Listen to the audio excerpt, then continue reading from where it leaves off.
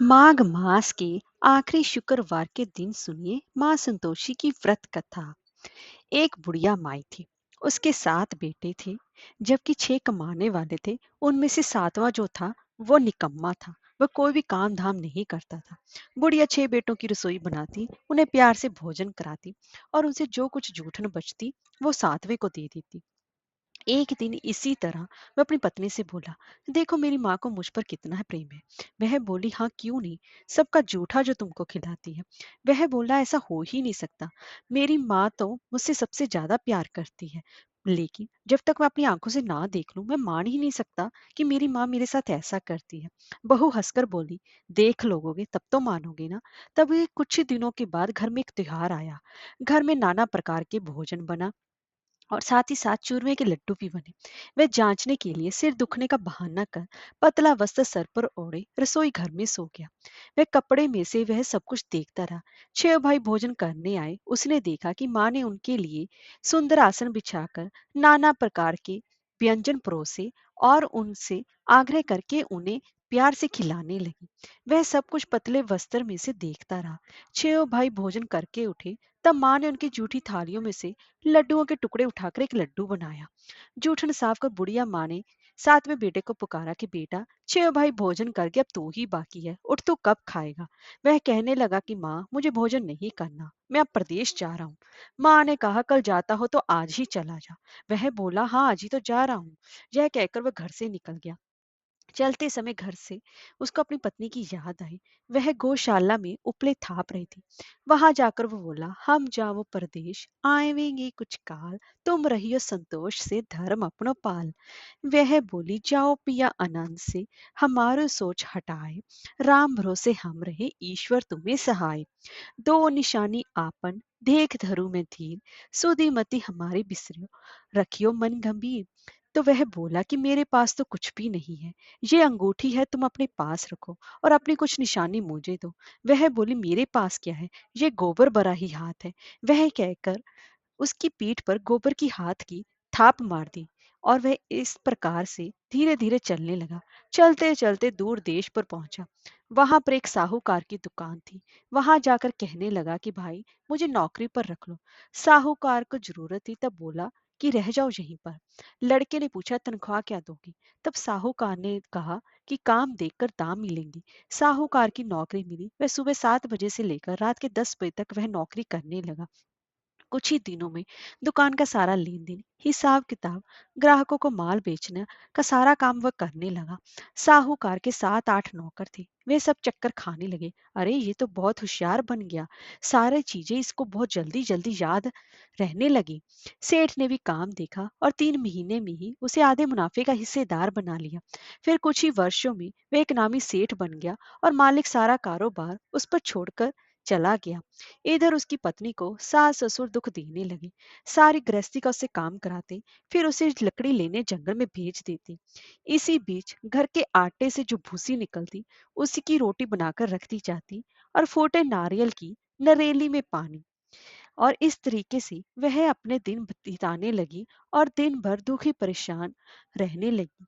तो इसी तरह के से एक दिन वह जंगल में से लकड़ी लेने जा रही थी कि रास्ते में उसे बहुत सी स्त्रियां संतोषी माता का व्रत करती हुई दिखाई दी। वहां पर वह खड़ी होकर कथा सुनने लगी और कि पूछा, बहनों तुम किस देवता का व्रत करती हो और उसका करने से क्या फल मिलता है। यदि तुम इस व्रत का विधान मुझे समझाकर कहोगी तो मैं तुम्हारा बड़ा ही एहसान मानूंगी। तब उनमें से एक स्त्री बोली कि सुनो बहन, ये संतोषी माता का व्रत है। इसको करने से निर्धनता दरिद्रता का नाश होता है और जो कुछ मन में कामना हो सब संतोषी माता की कृपा से पूरी होती है। तब उसने उससे व्रत की विधि भी पूछी। वह भक्तरी स्त्री बोली कि 1.25 आने का गुड़ चना लेना, इच्छा हो तो 5.25 आने का भी ले लेना, या फिर अपनी सहूलियत के हिसाब से 1.25 रुपए का ले लेना। बिना परेशानी श्रद्धा व प्रेम से जितना भी बन पड़े स्वाया लेना। प्रत्येक शुक्रवार को निराहार रहकर कथा सुनना। इसके बीच क्रम टूटना नहीं चाहिए। लगातार नियम का पालन करना। सुनने वाला कोई ना मिले तो घी का दीपक जलाकर उसके आगे या जल के पात्र को सामने रखकर कथा कहना। जब कार्य सिद्ध ना हो तो नियम का पालन करना और कार्य सिद्ध हो जाने पर व्रत का उद्यापन करना। 3 मास में माता फल पूरा करती है। यदि किसी के भी ग्रह खोटे हों तो भी माता वर्ष भर में कार्य सिद्ध करती है। फल सिद्ध होने पर उद्यापन करना चाहिए, बीच में नहीं। उद्यापन में 2.5 सेर आटे का खाजा तथा इसी परिमाण से खीर तथा चने का साग करना, 8 लड़कों को भोजन कराना, जहाँ तक मिले देवर जेठ भाई बंधु के हों, ना मिले तो रिश्तेदारों और पास पड़ोसियों को बुलाना, उन्हें भोजन कराकर यथाशक्ति दक्षिणा दी माता का नियम पूरा करना। उस दिन घर में खटाई बिल्कुल भी ना खाना। यह सुन बुढ़िया की लड़के की बहू अपने घर की ओर प्रस्थान कर गई। रास्ते में लकड़ी के बोझ को बेच दिया और उन पैसों से गुड़ चना ले माता के व्रत की तैयारी कर आगे चली। और सामने मंदिर देखकर पूछने लगी, ये मंदिर किसका है? सब कहने लगे, ये संतोषी माता का मंदिर है। यह सुनकर माता के मंदिर में जाकर चरणों में लौटने लगी। दीन हो विनती करने लगी कि माँ, मैं निप्ट अज्ञानी हूँ, व्रत के कुछ भी नियम मैं नहीं जानती, मैं दुखी हूँ। सो हे माता, हे जगत जननी, मेरा दुख दूर कर, मैं तेरी शरण में हूँ। माता को दे आई। एक शुक्रवार बीता कि दूसरे को उसके पति का पत्तर आया और तीसरे शुक्रवार को उसका भेजा हुआ पैसा आ पहुंचा। ये देख कर जेठ जिठानी मुंह सिकोड़ने लगे, लड़के ताने देने लगे। अब तो काकी के पास पत्तर आने लगे, रुपया आने लगा, अब तो काकी की खातर बढ़ेगी। बेचारी सरलता से कहती, भैया कागज आवे रुपया आवे, हम सभी के लिए अच्छा है। ऐसा कहकर आंखों में आंसू भरकर संतोषी माता के मंदिर में आकर मातेश्वरी के चरणों में गिरकर रोने लगी। माँ, मैंने तुमसे पैसा कम मांगा है, मुझे पैसे से क्या काम है? मुझे तो अपने सुहाग से काम है। मैं तो अपने स्वामी के दर्शन मांगती हूँ। तब माता ने प्रसन्न होकर कहा, जा बेटी, तेरा स्वामी आएगा। यह सुनकर खुशी से बावली होकर घर में जाकर काम करने लगी। अब संतोषी माँ विचार करने लगी, इस भोली पुत्री को मैंने कह तो दिया कि तेरा पति आएगा, लेकिन कैसे? वह तो इसे सपने में भी याद नहीं करता। उसे याद दिलाने के लिए मुझे ही जाना पड़ेगा। इस तरह माता जी उस बुढ़िया के बेटे के पास जाकर उसके सपने में प्रकट हो कहने लगी, साहूकार के बेटे सो रहा है या जाग रहा है? वह कहने लगा कि माता, सोता भी नहीं और जागता भी नहीं, कहो क्या आ गया है? माँ कहने लगी, तेरे घर बार कुछ है कि नहीं? वह बोला, मेरे पास सब कुछ है, माँ बाप है, बहू है, क्या कमी है? माँ बोली कि भोले पुत्र, तेरी बहू घोर कष्ट उठा रही है, तेरे माँ बाप उसे परेशानी दे रही है, वह तेरे लिए तरस रही है, तो उसकी जाके सुध ले। वह बोला, हाँ माता जी, ये तो मालूम है, परंतु जाऊं तो कैसे? परदेश की बात है, लेन देन का कोई हिसाब नहीं, कोई जाने का रास्ता नहीं आता, कैसे चला जाऊं? माँ कहने लगी, मेरी बात मान, सवेरे नहा धोकर संतोषी माता का नाम ले, घी का दीपक जलाकर दंडवत कर दुकान पर जाकर बैठ जा। देखते देखते तेरा सारा लेन देन चुक जाएगा, जमा का माल बिक जाएगा, शाम होते होते धन का भारी ढेर लग जाएगा। अब उसने संतोषी माता की बात को मानकर वह सुबह नहा धोकर संतोषी माता को दंडवत घी का दीपक जलाकर दुकान पर जा बैठा और थोड़ी देर में ही देने वाले रुपया लाने लगे, लेने वाले हिसाब लेने लगे। कोठे में भरे सामान के खरीदार नकद दाम दे सौदा करने लगे। शाम तक धन का भारी ढेर लग गया। मन में माता का नाम ले, चमत्कार देख प्रसन्न हो घर ले जाने के वहां से गहना कपड़ा सामान खरीदने लगा। यहाँ काम से निपट कर तुरंत घर को रवाना हुआ। उधर उसकी पत्नी जंगल में लकड़ी लेने जाती है। लौटते वक्त माता जी के मंदिर में विश्राम करती है। वह तो उसके प्रतिदिन रुकने का स्थान जो ठहरा। धूल उड़ती देखकर वह माता से पूछती है कि हे माता, ये धूल कैसे उड़ रही है? तब माता कहती है कि हे पुत्री, तेरा पति आ रहा है।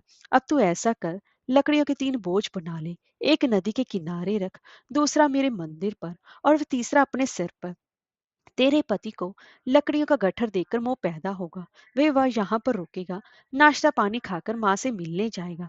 तब तू लकड़ियों का बोझ उठाकर जाना और चौक में गट्ठर डालकर जोर से आवाज लगाना, लो सासू जी लकड़ियों का गट्ठर लो, भूसी की रोटी दो, नारियल के खेपड़े में पानी दो, आज मेहमान कौन आया है? माता जी से बहुत अच्छा कहकर वह प्रसन्न मन से लकड़ियों के 3 गट्ठर बनाए, एक नदी के किनारे पर और एक माता जी के मंदिर पर रखा। इतने में ही मुसाफिर आ पहुंचा। सूखी लकड़ी देखकर उसकी छत पन हुई कि हम भी यहीं पर विश्राम करें और भोजन बनाकर खा पीकर गांव को जाएं। इसी तरह रुककर भोजन बना, विश्राम करके गांव को गया, सबसे प्रेम से मिला। उसी समय सिर पर लकड़ी का गट्ठर लिए वह उतावली सी आती है, लकड़ियों का भारी बोझ आंगन में डालकर जोर से 3 आवाज देती है, लो सासू जी लकड़ियों का गट्ठर लो, भूसी की रोटी दो, आज मेहमान कौन आया है? यह सुनकर उसकी सास बाहर आकर अपने दिए हुए कष्टों को भुलाने हेतु कहती है कि बहू ऐसा क्यों कहती है? तेरा मालिक ही तो आया है। आ बैठ, मीठा भात खा, भोजन कर, कपड़े गहने पहन। उसकी आवाज सुनकर उसका पति बाहर आता है। अंगूठी देखकर व्याकुल हो जाता है। माँ से पूछता है, माँ ये कौन है? माँ बोली कि बेटा ये तेरी बहू है। जब से तू गया है तब से सारे गांव में यहाँ वहां भटकती फिरती रहती है। घर का काम काज कुछ करती है नहीं, चार पहर रहकर खा जाती है।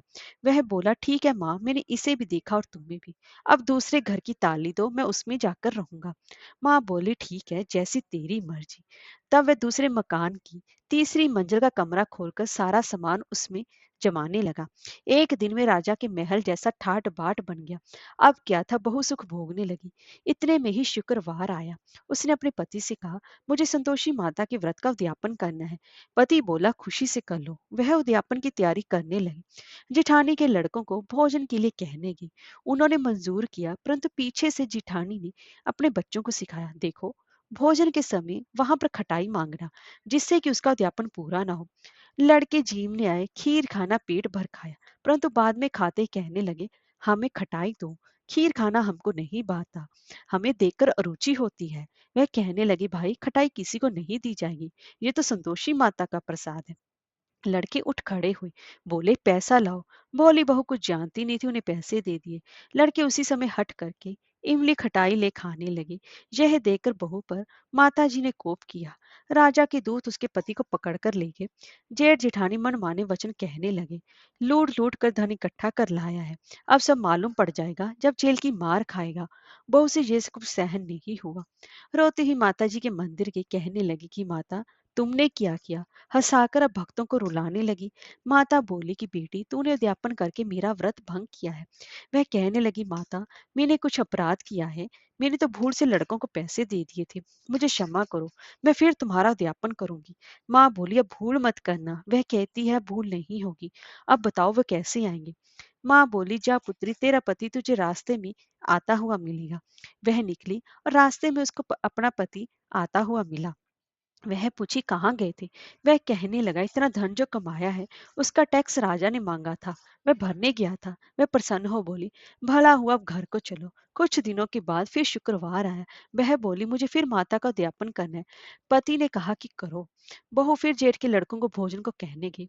जेठानी ने एक दो बातें सुनाई और सब लड़कों को सिखाने लगी, तुम सब लोग पहले खटाई मांगना। लड़के भोजन से पहले कहने लगे, हमें खीर नहीं खानी, हमारा जी बिगड़ता है, कुछ खटाई खाने को दो। वह बोली, खटाई तो भाई किसी को नहीं मिलेगी, आना हो तो आओ, नहीं तो मत आओ। वह ब्राह्मण के लड़के लाकर भोजन कराने लगी। यथाशक्ति दक्षिणा की जगह एक एक फल उन्हें दिया। संतोषी माता प्रसन्न हुई।